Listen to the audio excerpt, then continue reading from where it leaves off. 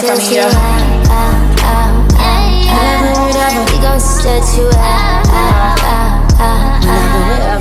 Hey y'all, Sabriyyah Iman, and I am back with another video. So this video is a little long overdue. I gave you all the update of when I came back from the deployment, and now this video is just to tell about the deployment, tell like what actually happened. So I am going to break this video up into, I'm going to break this into two parts. So there's going to be a part 1 and a part 2. I'll do the first part is just going to be the first half of the deployment, and then the second part is just going to be the other half. So yeah, don't forget to like, comment, and subscribe. And yeah, so I'm going to be using these journals to help guide me because I wrote a lot. I wrote a lot on this deployment because I knew it was going to be an experience that I did not want to forget. So I'm going to be using my memory, but I'm also going to be referring back to some of my entries that I made because there was a lot. So I guess I'll start with before the deployment actually happened. So we had ample amount of time to prepare for the deployment. We knew about the deployment way ahead of time. So it's not something like it was like a last minute we had to hurry up and get ready. It wasn't anything like that. And let me start calling it a mobilization because that's what it is really called, a mobilization, not a deployment, but you can still consider it a deployment, I guess. But yes, so we knew about this mobilization months ahead of time. And yeah, so it wasn't just something we had to rush and get ready for. But yes, let's start. January is when we started our deployment or mobilization. So after we left our family, we had to catch a bus, go to Atlanta to catch a flight to Texas. And we caught that bus. We had to be up at the hotel at like 1 in the morning. We got to the unit, and I think we got on the bus maybe around 3. Then we had to drive to Atlanta. Then we got on the flight to Texas, and we rode to Fort Hood because that's where we mob at. Fort Hood, since we were a reserve unit, we stayed at North Fort Hood. Reserve and National Guard soldiers stay at North Fort Hood. So that's where we were, and that's what we did like the majority of our training and things of that nature. Now when we first got there, we had to do a COVID test.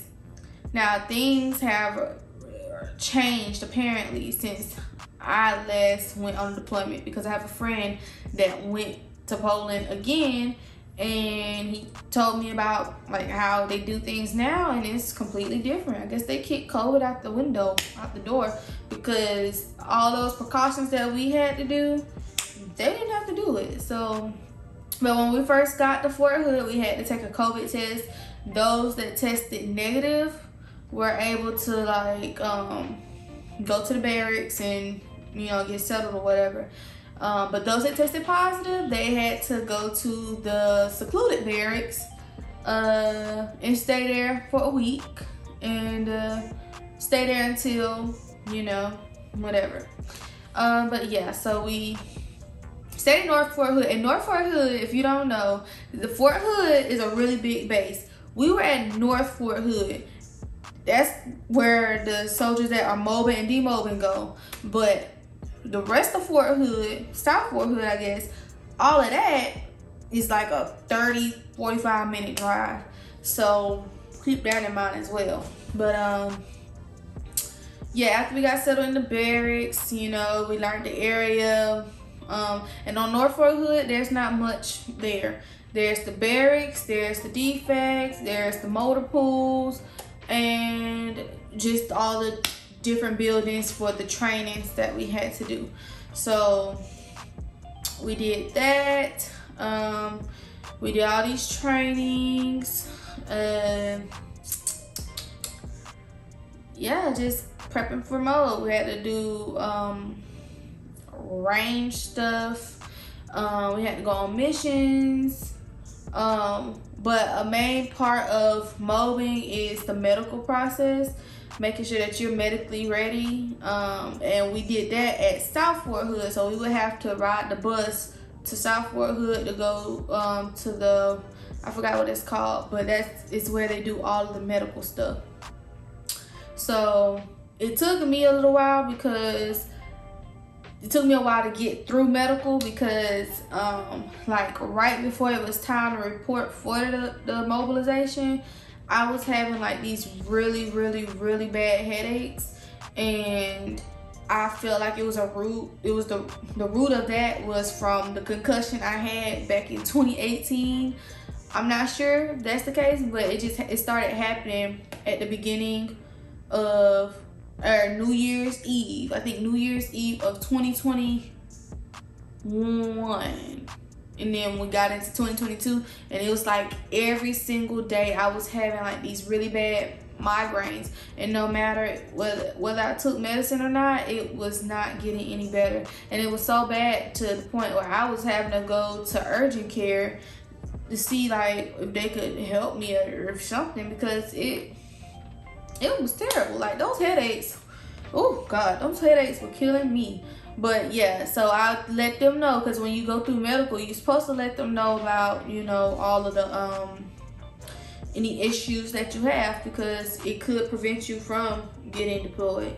But yeah, I had to send over paperwork saying that they did something one time when I went to the ER. I think they did a CT scan or something, and it came back clear. And so I had to send that paperwork to where we were moving.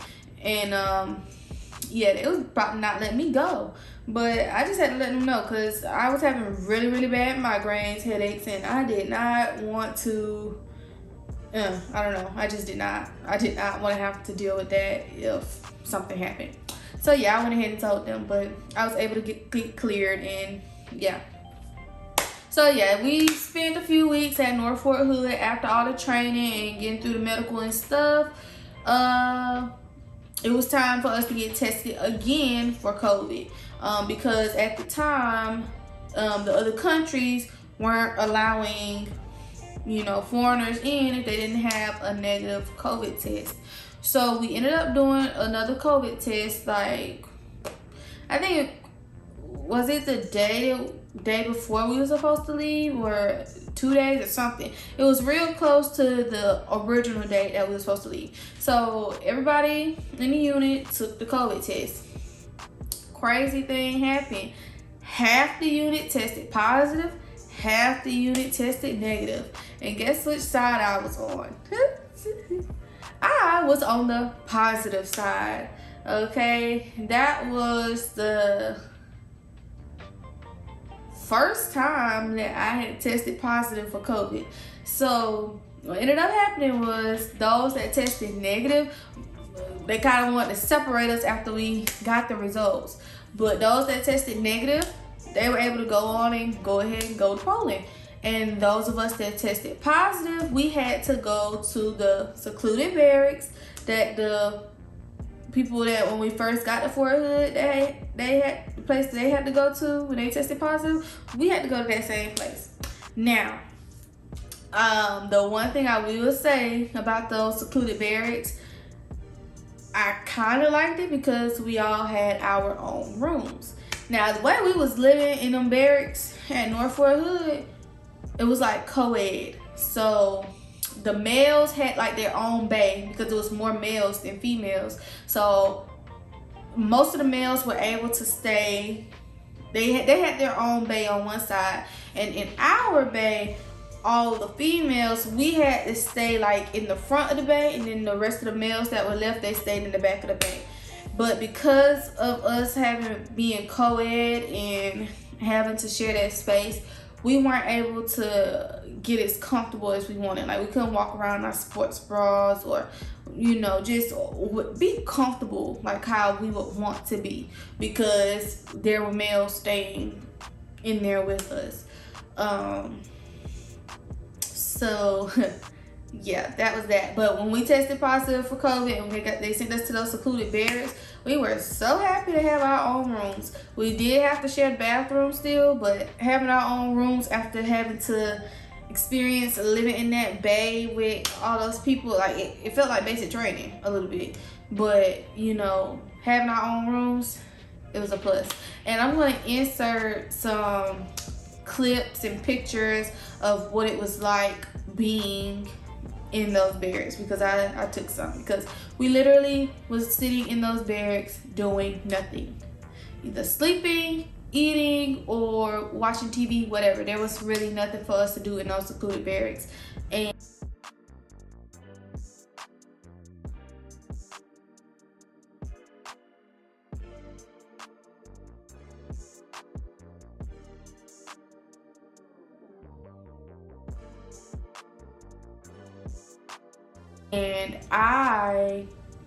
there wasn't anything for us to do. The most you could do was go outside to get fresh air. Other than that, we were in our rooms. Oh, and the food, it came from the DFAT that we was eating at, but by the time we got it, it was cold, and there weren't any microwaves. So yeah, the food part sucked.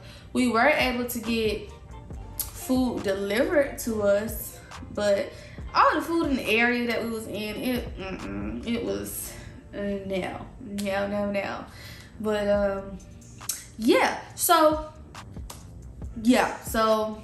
okay. So now we stayed in those barracks for about a week, and after that week, we had to haul all of our stuff, because we had like 2 big duffel bags of like our clothes, and we had to take it wherever we went, like if we moved buildings or whatever. So when we moved from we called them the Twin Towers, because that's what the barracks looked like. When we moved from those to the secluded barracks, we had to take our bags. When we moved from the secluded barracks back to the Twin Towers, we had to take all our bags. And the thing is, the elevators in the Twin Towers didn't work, so we were hauling them bags up, and I think we stayed on the 2nd floor, but still, those were a lot of steps carrying them big old bags. So it was a lot. But we had to go back, and after we got back to the Twin Towers, we had to wait about a whole month before we could even get tested again, so that we can catch the flight to go to Poland. So that month that we were waiting to test again, literally sitting in the barracks doing nothing. Like, we had done everything that we needed to do, all the trainings, all the medical stuff. We did everything we needed to do. The only thing left was to go to Poland, but we had to wait like a whole month. And so in that whole month, we literally were doing nothing. Like, we would literally wake up. People wake up whenever they want. Like, if you want breakfast, you'll get up early enough to go to breakfast. I would, depending on how I was feeling, I would get up and go. If I didn't, I would maybe sleep in till 10. Oh, and then another aggravating thing about being co-ed is the timing for the bathroom. So, and we had signs on the door to let you know, like, if there was a female or a male in the bathroom, but it was just so annoying because you had to take a shower at a set time, and if you missed that time, oh well, because the next group, the males, have to go take their showers or whatever, and you just gonna have to wait till they all finish.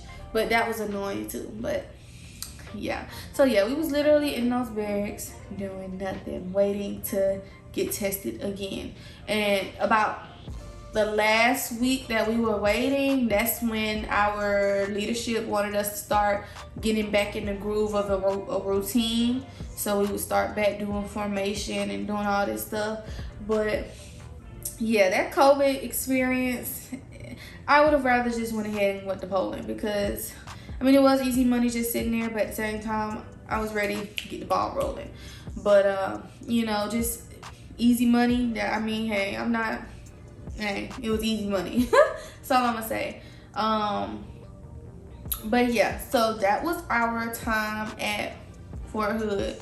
Then after we finally got tested again, we had to do the nasal one where they stick it all the way back. Like, oh, I was so scared at that point because it was just, oh my gosh. But yeah, so after we tested again and we all tested negative, we were able to catch the flight. I think we had to wait maybe another week because we had to fly with our battalion, I think. So yeah, we had to wait like maybe another week before we could actually catch the flight, and we ended up catching the flight. And yeah, it was a really long flight, but I guess the food was all right, and they did make a few stops, so it wasn't too bad. But we left like in the afternoon. We left the States in the afternoon, and when we got to Poland, it was like in the evening time, and you could tell we were in Poland. It was an experience. Okay, so that was that. And so the group that I came in with when we got to Poland, we didn't get there till like March. So yeah, so after we got there, we went to Poets was the first stop. That was an experience. The first night when we got there, our friends that were already there, they told us to get dressed, and they took us to this bar slash hookah lounge or whatever. They took us there, and it was a vibe. It was cool, you know. The Polish people, I guess they let like the soldiers get the aux.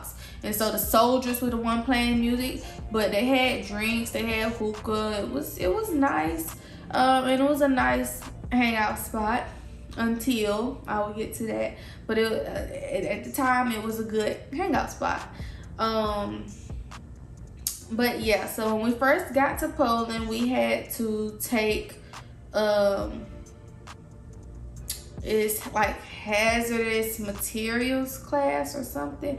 I forgot what it was called, but we had to take a class because we were going to be working with hazardous materials.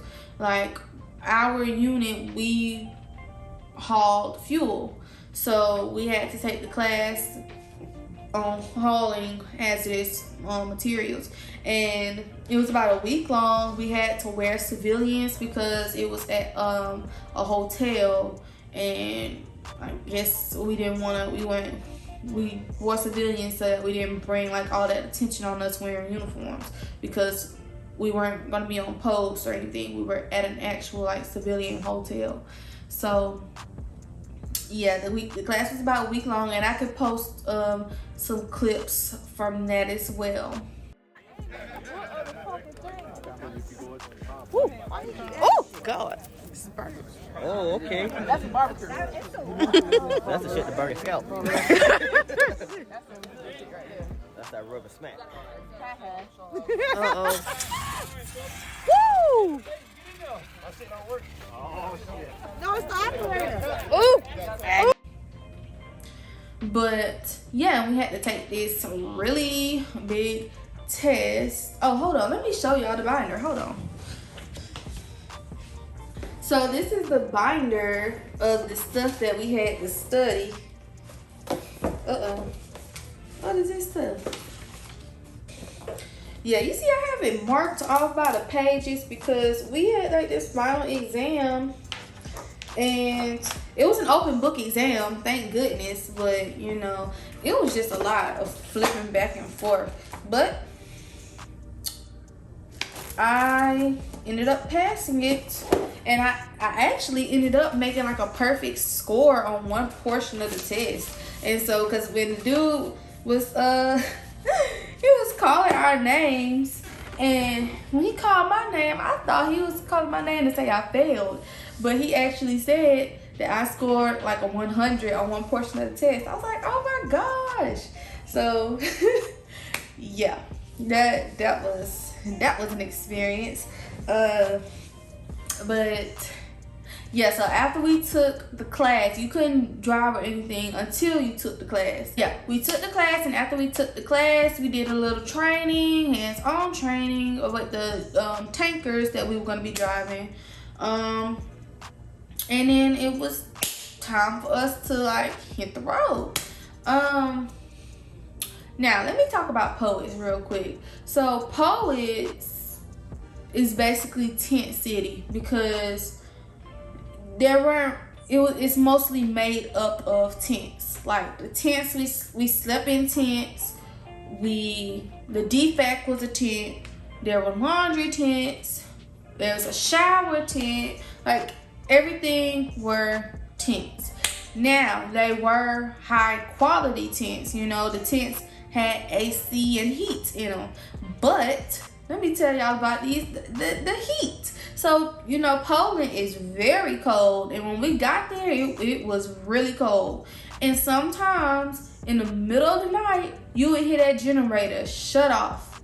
Because, I don't know. But it would shut off. And then you'll hear the heat go off. And it would be freezing cold in that tent. It would be freezing cold in that tent. Like, it got to the point one time where I had to go. I went to the bathroom tent, the shower tent, because the shower tent is like this one big tent, but it had like what are they called? Like containers, like those shipping containers. The shipping containers were like the actual bathrooms. So they had shipping containers for like the toilets. And then there were shipping containers for the showers. And there were male ones and there were female ones. But all of the shipping containers are inside of the big tent, the big shower tent. So, but in the shower tent, like there was heat still blasting in it like at night. So it got to the point where when that generator would cut off, I went to that shower tent and just sat in there because it was warm. Like, it was free. When that generator went out, it was freezing, and they usually did not come back to fix it until the next morning. So, that was an experience in itself. Like, when I tell you, Poland is cold. It is cold. So, oh gosh, but yeah. So that what happened, and it didn't just happen one time. It happened multiple times, and sometimes I was able to sleep through it, and sometimes it just got too cold, and I just had to go. And then it was just aggravating going to the bathroom, or going to the shower tent, because when you're walking from your actual tent to the shower tent, there's like rocks, and so to minimize on the amount of stuff we would have to carry, I would just wear my shower shoes from the tent to the shower. And it was just so annoying because the rocks would get inside of my Crocs. It was it was annoying. But yeah, so when I say tents, don't think of like those little camping tents. Sometimes you couldn't even recognize that it was a tent. The DFAC, the dining facility, was just, even though it was in a tent, I mean, you really couldn't tell when you got inside. It didn't feel like one. The laundry tent, same way. What else? The shopette, the PX, that was an actual building. And I think the MWR, was a little building too, but it was like a container. I can't remember if the MWR was a container or a tent, but yeah. So yeah, we worked mostly during the week, and then like on the weekends we were free to go to the mall and stuff. But the closest mall, I think the closest mall to Poets was in Poznan, so we would have to like catch a taxi to Poznan. And the malls in Poland are nice. I mean, they're basically the same as the malls here in the States, maybe better. But yeah, we would catch a taxi, go to the mall. And then after we had them finish that training, after everybody in our unit had finished that training, we found out that we were getting moved to a different part of Poland. I don't want to say the name for OPSEC reasons, but we did move to another part of Poland. It was like 3 hours away, and it was like this really small town. Let me rewind. So I forgot to mention, remember I was talking about the little hookah lounge / bar, whatever, at the restaurant. It was a restaurant, and at the back of it was the hookah and bar, whatever. Y'all, like, I don't want to tell our business like that, but just know, soldiers be acting up. Soldiers be acting up. They be tearing stuff up, okay? To the point where they have to get blacklisted. It's blacklisted. Like, listen, and the way soldiers drink, like, son, the military has a substance abuse problem, and you would see why when you okay, let me not even get into that, because just know. But okay, fast forward, we found out we were getting moved to a different part of Poland, and we ended up, it was 3 hours away. It's a really small town, and there's not much there. And the barracks we were in were not like updated or anything, so I don't know. I'm trying to keep things at a certain level because I don't want to just expose everything. But yeah, the barracks we stayed in were the older barracks, outdated barracks, but it had heat, so that's what matters. That's what matters. And at first we weren't too thrilled about it because we felt like the tents and poets were better than being in these actual buildings. But as time went on, it grew on me. I don't know about the others, but it grew on me. I got used to it. I was able to make it homey. And I can show some pictures. I put up my curtains. I actually have up the curtains that I had there because they were like 80, I think these are 86 or 90 something inch curtains, really long because the windows were really long. And yeah, I'm gonna show a picture of what it looked like. I think I have a video of how my side of the room looked too. And so yeah, we had to deep clean that room because the people that were there before us, the soldiers that were there before us, they did not clean it up. And I don't understand, because every time we go somewhere, we have to clean up behind ourselves for the next group. But apparently the group that was there before us, they didn't clean it up. So we had to deep clean. Now, and we made it homey or whatever. And that was that. Now in the small town that we were in, in walking distance, there was like a little grocery store. There were a couple of restaurants. In Poland, you're gonna see a lot of pizzerias. Like, there's a lot of pizzerias. But yeah, there were pizzerias, little shops. Well, not shops. It was pizzerias. So there was a grocery store, a pizzeria. There was another pizzeria. There was a nail shop, and that's about it. That was in the little town that we stayed at. Now, there also was a bowling alley too. There was a bowling alley that we can go to. There was a bigger town, like maybe 20-25 minutes away, and we would just have to catch a cab. And the way that we did that, was sometimes the cabs, they would be outside of the post that we were at, and you know, we'll just catch a cab with them. And then there was one driver that we got really tight with, and he was like our main driver, so we would always call him like if we wanted to go somewhere. But yeah, we would work during the week, and then on weekends we were able to catch a cab and go to the big mall. The mall, there was a mall like an hour away, and it was like the mall in Poznan that we went to, and it was nice.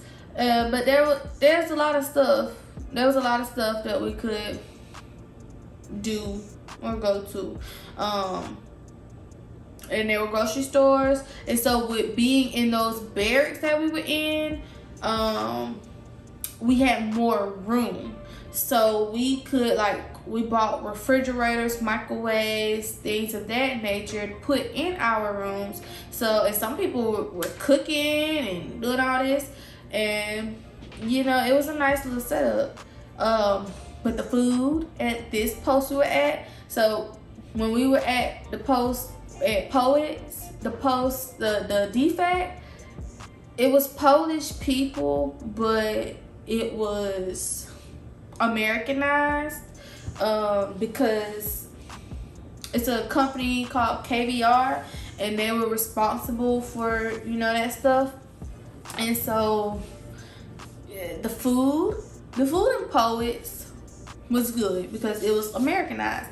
Now the food at this post that we had to move to, it was different. Like it was Polish food, and you know, sometimes we would rather eat noodles than eat what was in the deep bag, because I'm just being honest. Now we did eat their food. It was, a lot of it was good, but then there were some days where it was like, no, can't do it. And I'm being honest. I am just being honest. And I wouldn't say we were rude about it, because I mean, there were people eating in DFAC every day.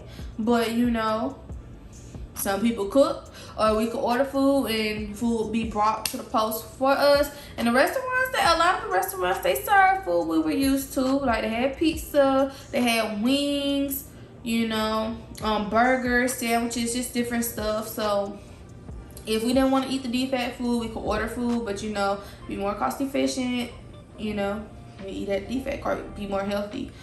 But yeah, so that was that. And let me see, because by the time it was about maybe March or April, by the time we got to that new post and stuff. But let me see, let me rewind. Oh, and I'm looking through my journal to, you know, remind me of different points, and I'm skimming through it, and I'm looking at how I used to communicate with my students. Like, so we started in January. Deployment or mobilization started in January. That's when the process started.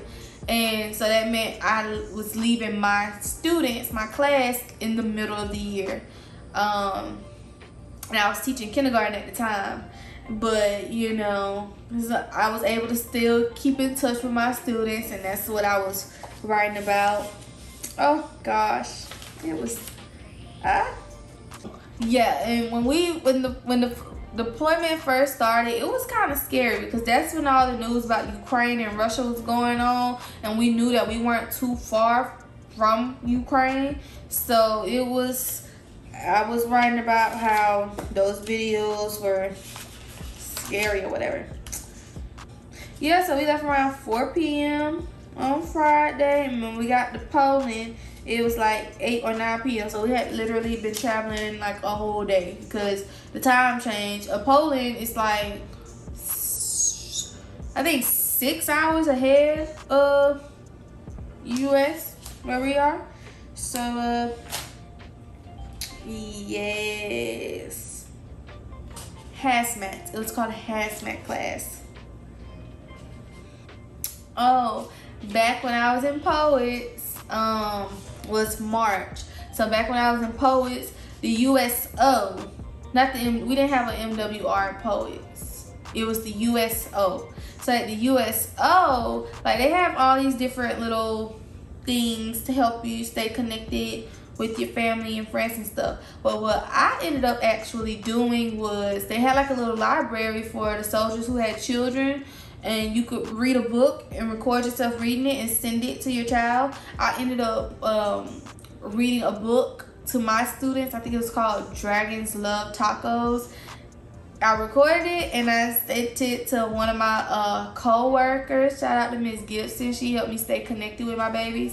I sent it to her and then she played it for my students to see, and I think they really liked it. So that was an awesome thing that the USO had. I really loved it, and they actually sent that book to my class. So yeah, I that was one thing I really loved. You know, when I was writing in my journal, I was really positive. Like, I would stay so positive. I always started my entries talking about how grateful I am for whatever I'm grateful for. It was, yeah. I'm glad I kept the hope up. Okay, so back to the hazmat class. Now, made the perfect score. I made the perfect score on the explosives test, and apparently we went out to celebrate everybody in the class passing, and so I wrote that I had about 6 shots, and it was a really good night, and I don't remember everything that happened, so yeah, it was a good night. So the tough boxes, that was a whole little situation. I'm reading my entry, and yeah, so our tough boxes, I made a video previously on like what I packed in my tough box, and we were allowed to have, is it one? I have one. So yeah, was it? See, I'm forgetting already. But yeah, so we the tough box that we packed, it took a while to get to us, and you know, that was a major stressor because a lot of people had packed their necessities in their tough box, and so it was only so much we could carry and tote in the bags we carried with us. So those tough boxes was something important that we needed, and so that was just that was a whole struggle, because at one point we thought they were lost because nobody knew what was going on. But we finally got it. Well, I got mine in March. Some people had to wait a few more weeks, but I got mine in March, and I was happy about that. Focus Mall. Yeah, the Focus Mall is the mall that we went to that was an hour away from the little town that we stayed in. It was a really nice mall. And then also I was talking about how we order stuff on Amazon. So if we couldn't find stuff like in the store, you know, or you know, there was certain things that we wanted that they did not have on the European continent, we would have to order on Amazon. And ordering stuff on Amazon, it would take about 3 weeks to get there. So that's something I don't miss. So while I was over there, I wanted to start the process of buying a house so that, you know, I can have a house when I get back from deployment, you know, because I want to boss up. But because of unforeseen circumstances, that didn't happen. But I was planning on working with NACA. So if you don't know about NACA, that's a program to help you buy a house with no down payment, no closing costs. And yes, I was gonna go through that program, and I was writing about how I had a meeting with the counselor. But yeah, that didn't work out because of reasons. And then, you know, I wrote about how I fell out with somebody, how it started because they had me messed up. And yeah, that's one thing to learn about deployments. all the people that you called your friend before you left for the deployment will not be your friend when you get back. Well, for a lot of different reasons, but you know, one of the main reasons is that you see people's true colors.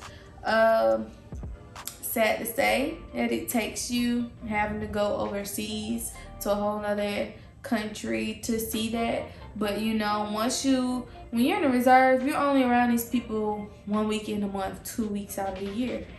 When you're on deployment, oh, you see them every day. When you wake up, when you go to sleep.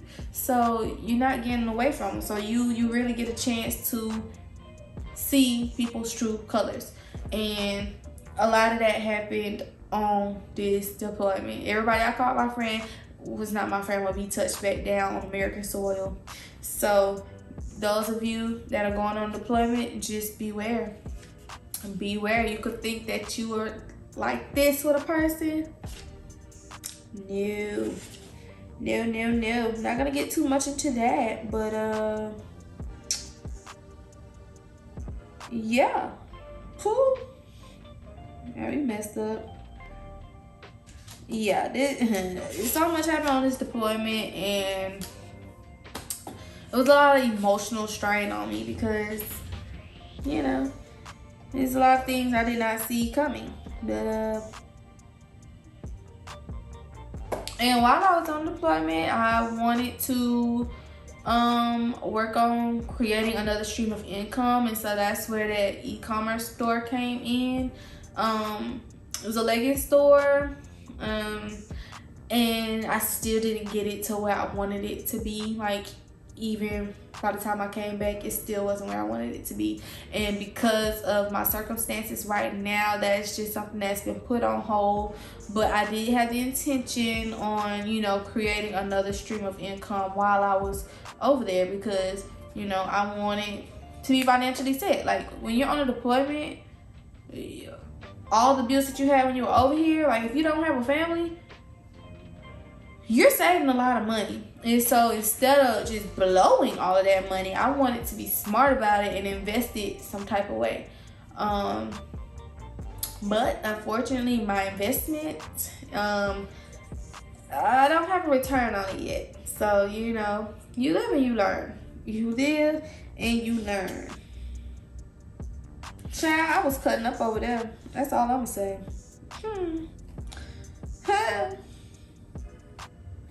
Y'all, I was doing so good financially. Like, I paid down a credit card. I was stacking my money. Like, things were going really good. I think that's gonna be it for the first part, you know. I mean, that's what it is. But, you know, besides mainly we had missions during the week. When we would work during the week, and like, if you weren't on mission, like if you weren't away on a mission, like on the weekend, for the most part you had your weekend off and you were able to go travel wherever. Now our missions, we were like just going to different places in Poland. We also were in missions to Germany. And then there were also missions where, you know, we had to travel through several countries. And there was a mission that we ran into. We traveled through some countries.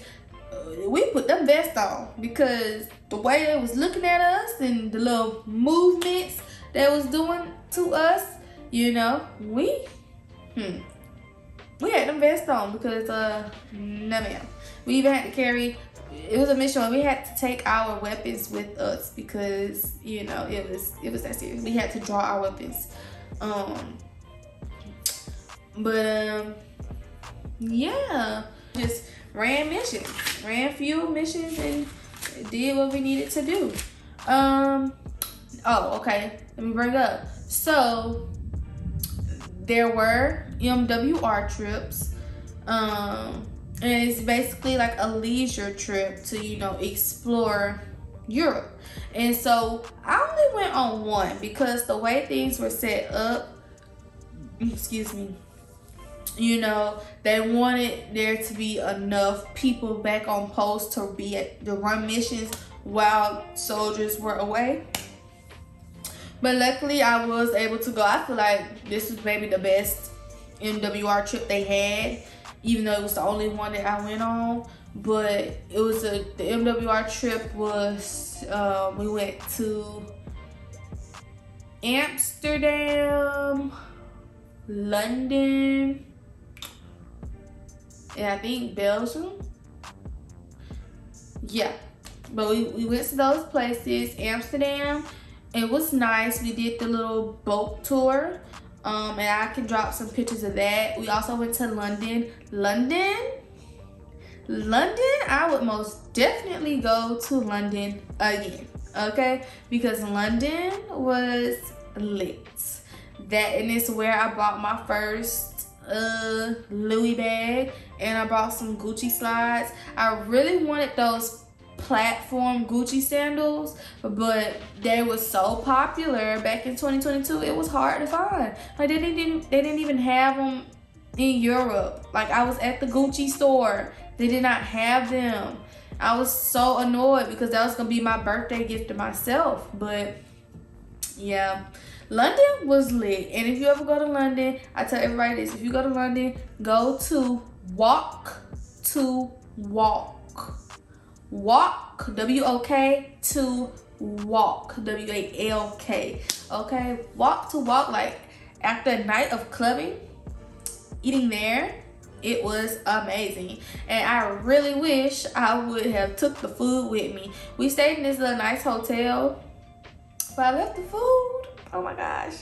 And let me tell y'all, so they advertised the MWR trip as like part of it was gonna be a cruise.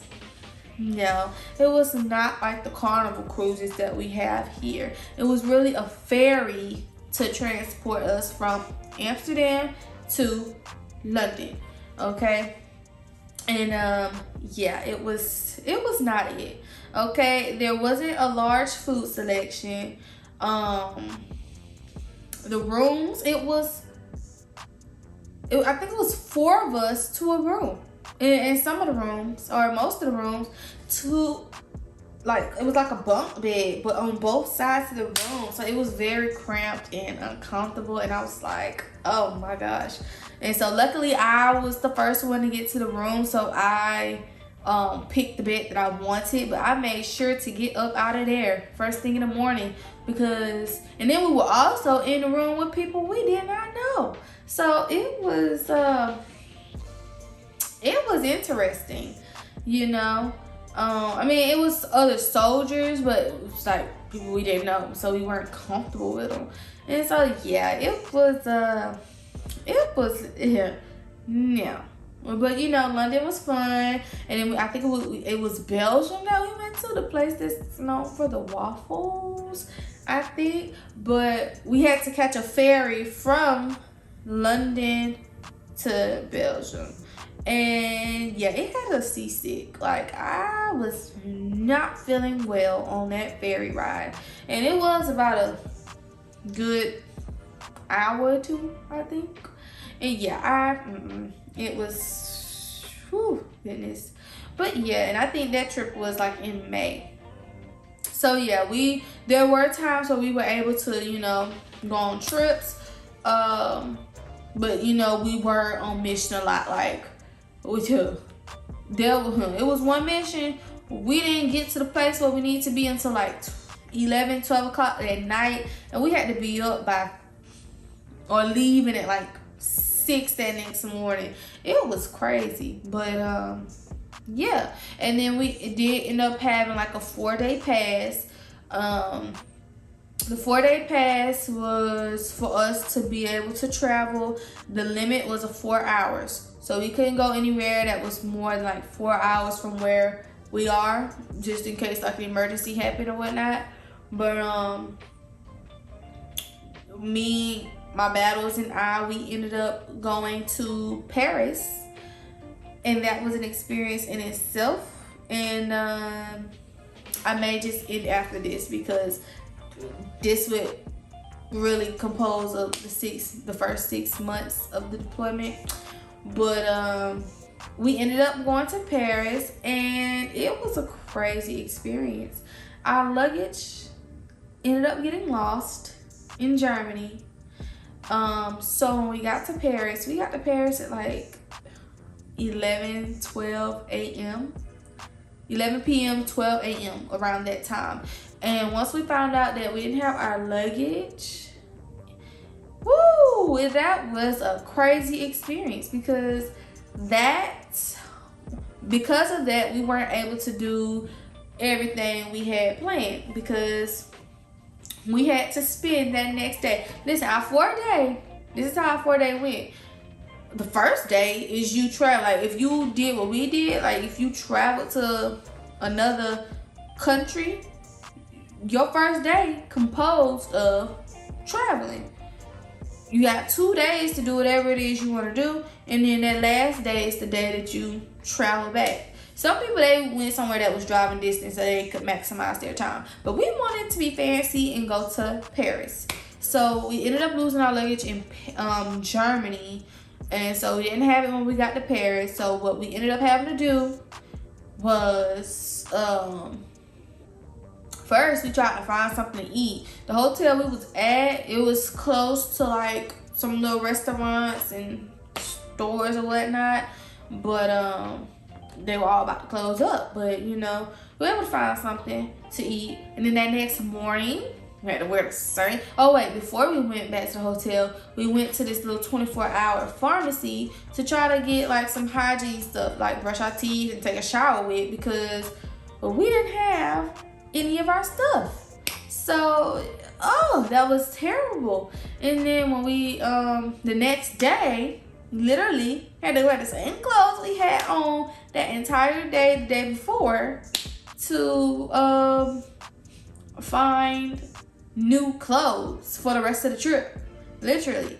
And I'm glad I had on me what I had, because if I would put my Louis bag in my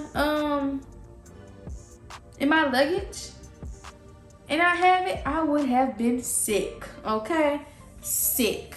But yeah, luckily I had my Louis bag and my Gucci slides on me so I could carry it around, whatever.